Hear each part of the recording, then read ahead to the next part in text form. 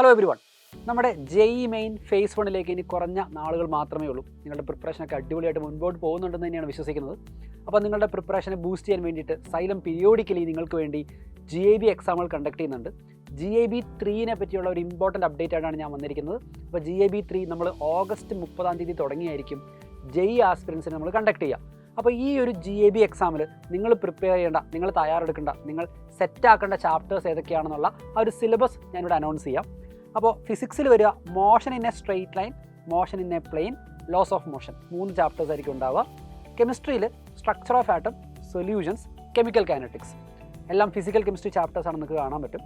അതുപോലെ മാത്തമാറ്റിക്സിൽ matrices and determinants, functions, equations and inequalities and trigonometry. അപ്പോൾ ഇതിൽ പല ചാപ്റ്റേഴ്സും നിങ്ങൾ GAB 1നും 2നും ഒക്കെ പ്രിപ്പയർ ചെയ്തതാണ്. അതുകൊണ്ട് നിങ്ങളുടെ പ്രിപ്പറേഷനെ കാര്യമായ രീതിയിലൊന്നും അഫക്റ്റ് ചെയ്യാതെ, അതായത് റിവിഷന് വേണ്ടിയും ഈ ടോപ്പിക്കുകൾ ഒന്നുകൂടെ പ്രിപ്പയർ ചെയ്യാനും അധികം സമയമൊന്നും വേണ്ട. നല്ല രീതിയിൽ ഈ ടോപ്പിക്കുകളെല്ലാം റിവൈസ് ചെയ്യുക. റെഗുലർ ബേസിൽ എല്ലാ ദിവസവും ഒരു അരമണിക്കൂറൊക്കെ നിങ്ങൾ ചോദ്യങ്ങൾ ചെയ്യാൻ വേണ്ടിയിട്ട് നിങ്ങൾ ഡിവോട്ട് ചെയ്യുക. അങ്ങനെ അടിപൊളിയായിട്ട് നമുക്ക് പ്രിപ്പയർ ചെയ്യാം.